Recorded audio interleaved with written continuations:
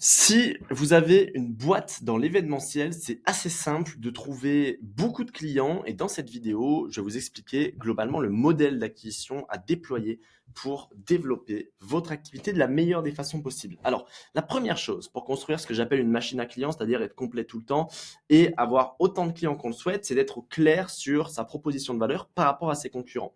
Et pour ça, nous, un élément qu'on fait toujours avec nos clients, c'est ce qu'on appelle le repositionnement. En tout cas, c'est ce qu'on appelle les fondations, le business model ou autre. Et en fait, on le fait avec un élément qu'on appelle le triangle d'or. Donc, comme un triangle, on a trois côtés. Son positionnement, la manière dont on se situe par rapport à ses concurrents, sa cible et son offre derrière.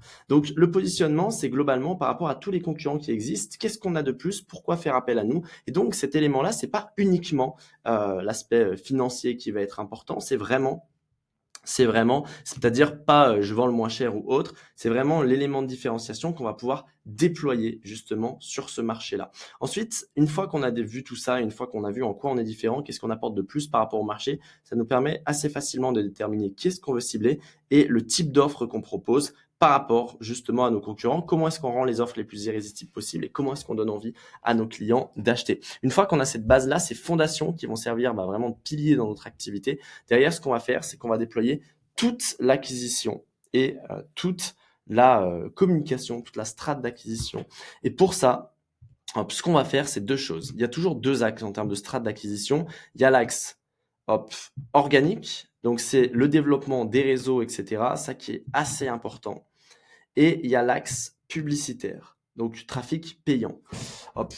Il y a d'autres choses qu'on peut mettre en place, mais là, on va rester assez simple. Donc, l'axe organique, c'est le développement justement de tous les réseaux, notamment avec Instagram. Alors, ça ne veut pas dire plusieurs réseaux sociaux, ça veut dire le développement de ces réseaux et le fait d'être visible là où est présente notre cible. Et pour ça, Insta, ça reste ultra intéressant. L'autre chose, justement, c'est tout l'axe publicitaire. Par l'axe publicitaire, qu'est-ce qu'on entend? C'est de la publicité d'intention ou de la publicité de diffusion. Par exemple, si j'organise mon mariage, je vais mettre organisation, mariage, hop. Et l'idée, c'est que là, il y a sûrement des gens qui vont apparaître.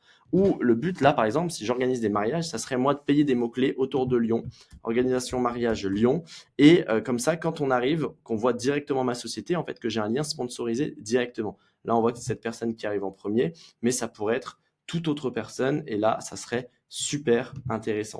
L'idée, c'est justement, ça, c'est de la pub d'intention, c'est-à-dire être là quand les gens ont besoin de nous. Le plus simple au début, c'est pas de faire comme ça. Le plus simple, c'est de faire de la pub de diffusion, c'est-à-dire faire de la pub sur Meta, dire à Meta, OK, voilà les gens que je veux toucher, des gens qui vont se marier, des gens qui vont peut-être faire un anniversaire, etc., etc. Et tu vas me les toucher avec cette petite pub-là. Comme ça, les gens, ils vont voir votre publicité, ils vont pouvoir cliquer dessus, rentrer leurs coordonnées et vous allez pouvoir les contacter. Et derrière, c'est uniquement une histoire de stats. Si vous mettez 1 euro pour avoir un prospect et vous savez que tous les 10 prospects, il y en a un qui transforme en client et qui vous rapporte 500 euros, en fait, vous mettez 10 euros de budget pub pour en gagner 500 et là, ça devient beaucoup plus intéressant. Et donc, avec ces deux axes, ça nous permet vraiment d'avoir une stratégie d'acquisition sur laquelle on a autant de clients qu'on le souhaite et derrière, on va venir optimiser un petit peu toute cette, une fois qu'on a des stats clairs, une fois qu'on a quelque chose d'assez bien structuré, on va venir optimiser tout ça. Donc, voilà, en termes de strat d'acquisition, je vais mettre un petit formulaire si vous voulez qu'on vous aide à mettre en place tout ça. Mais globalement, ça peut vous permettre d'aller très vite sur toute l'acquisition. En tout cas, moi, je vous souhaite une très belle journée et je vous dis à très très vite.